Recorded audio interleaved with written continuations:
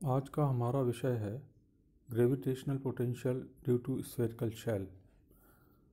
हम जानते हैं कि कोई भी बॉडी, कोई भी पार्टिकल जिसका कोई फाइनाइट मास है, उसके चारों तरफ एक ग्रेविटेशनल फील्ड होता है और उस ग्रेविटेशनल फील्ड में यदि कोई दूसरा पार्टिकल या बॉडी रखी जाए या आए तो वो एक गुरुत्वाकर्षण बल अनुभव करती है।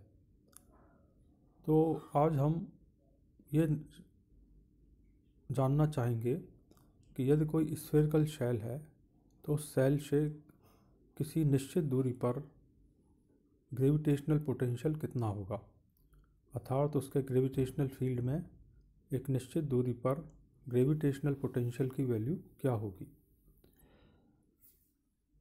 यह निकालने के लिए हम एक स्फेरिकल शेल की कल्पना करते हैं। यहाँ चित्र में ये गोले से दिखाई गई है। इसका सेंटर O है और इस O से R दूरी पर, स्मॉल r से दिखाया गया एक पॉइंट है P, और इस P पॉइंट पर हम ग्रेविटेशनल पोटेंशियल निकालना चाहते हैं स्फेरिकल शेल के कारण।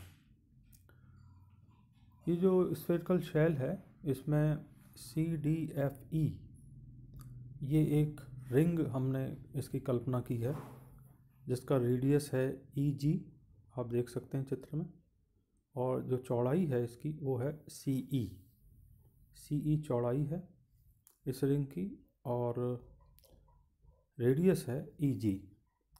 तो चित्र के अनुसार आप देखें कि जो EG की वैल्यू है वो लिखी जा सकती है OE साइन थीटा, अर्थात R साइन थीटा, और इसीलिए CE इज इक्वल टू होगा OE dot D theta.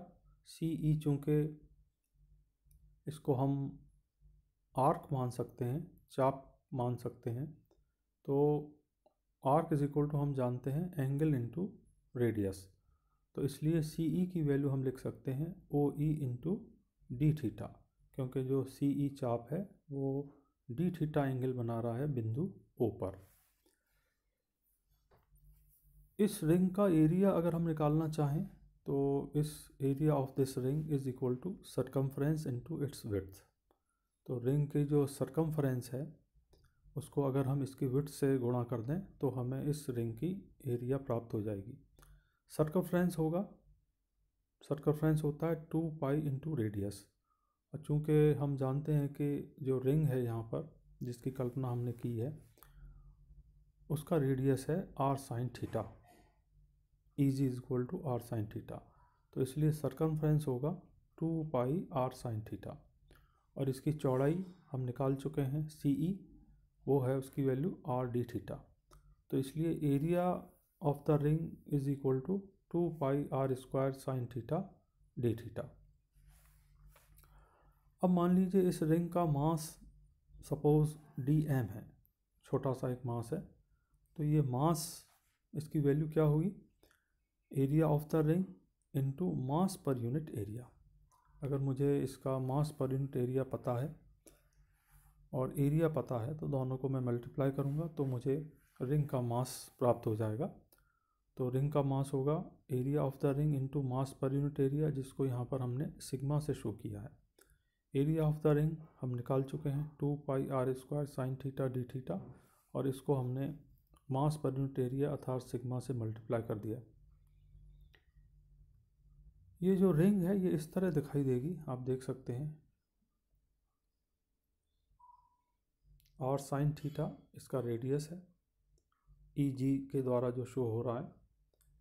Since every point of the ring is at the same distance x from the point P, the small potential dV at point P due to the ring is given by dV is equal to minus g dm upon x। Potential की जो परिभाषा है gravitational potential की, हम जानते हैं कि V is equal to minus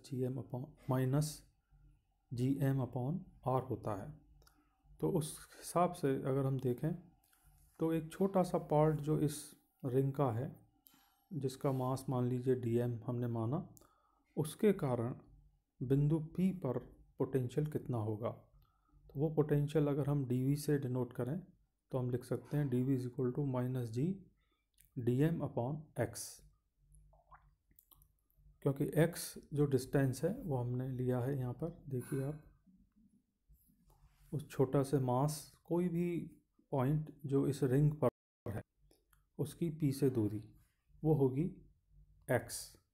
तो इसलिए D V is equal to minus G d M upon X, और डी एम की वैल्यू अगर हम इसमें पुट कर देंगे तो ये हो जाएगा माइनस जी into 2 pi r² sigma sign theta D theta upon x. अब ट्राइंगल ओ ई पी में देखिए, ट्राइंगल ओ ई पी से ये राइट एंगल ट्राइंगल नहीं है, और इसलिए x² is equal to r² plus r² minus 2r cos theta. r और r, जो बड़ा r है और छोटा r है, उन दोनों वो दोनों कांस्टेंट हैं, तो इसलिए हम यहाँ लिख सकते हैं 2x इंटू डी एक्स। हमने इसको दोनों तरफ डिफ्रेंशिएट किया, इक्वेशन को डिफ्रेंशिएट करने पर हमें मिलेगा 2x d X is equal to 2r sine theta D theta, ये मानते हुए कि r और r यहाँ पर कांस्टेंट है।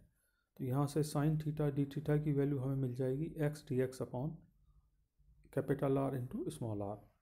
तो इसलिए D V is equal to होगा minus G 2 pi r² sigma x D X upon capital R small r into X is equal to minus G 2 pi r sigma upon r into D X. ये जो potential हमने निकाला, ये निकाला है x distance पर shell का कोई छोटा सा द्रव्यमान dm रखा हुआ है, उसके कारण p पॉइंट पर पोटेंशियल क्या होगा। अब अगर मैं पूरी शेल से इसकी कल्पना करूं कि पूरी शेल के कारण पोटेंशियल p पॉइंट पर क्या होगा, तो हम लिख सकते हैं potential v due to whole shell at p will be when p is outside the shell v is equal to, हमने इस dv को इंटीग्रेट किया है from r minus R to r plus r, और ये वैल्यू हम put करेंगे, integrate करेंगे, तो यहाँ हमें ये मिल रही है value v is equal to minus G 4 pi r² into sigma upon small r।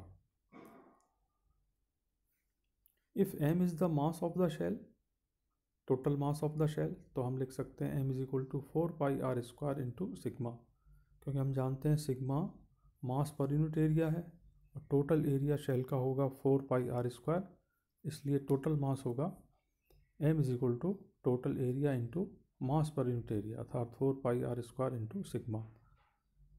तो इसलिए v की वैल्यू होगी v is equal to minus G M upon r। यदि ये p पॉइंट शेल के अंदर हो तो आप चित्र देख सकते हैं, यहाँ इस तरह बनेगा। p की दूरी स्मॉल r से ही इंडिकेट की है हमने, जो o से है। If point p lies inside the shell, we integrate dv between the limits r minus R to r plus r, और उस स्थिति में जब हम इंटीग्रेट करेंगे तो हमें वैल्यू मिलेगी v is equal to minus G M upon r। यहाँ पर जो r है वो कैपिटल R है। कैपिटल R का मतलब है शेल का रेडियस, स्फेरिकल शेल का रेडियस, और जो स्मॉल r है वो दूरी हम यूज़ कर रहे हैं पॉइंट P के लिए, जो O से R दूरी पर, स्मॉल r दूरी पर स्थित है। इन्हीं दोनों फार्मूलों को हमने, इसका जो इफ़ेक्ट है उसको हमने यहाँ चित्र द्वारा दर्शाया है। आप देख सकते हैं कि 0 से r के बीच में, कैपिटल R के बीच में पोटेंशियल कांस्टेंट है v is equal to minus G M upon r, अर्थात स्फेरिकल शेल के अंदर किसी भी बिंदु पर पोटेंशियल कांस्टेंट रहेगा और उसकी वैल्यू होगी minus G M upon capital R।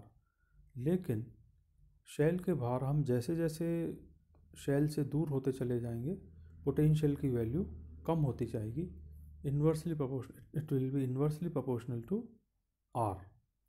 तो और जो वैल्यू होगी वो है v is equal to minus G M upon R। Thank you.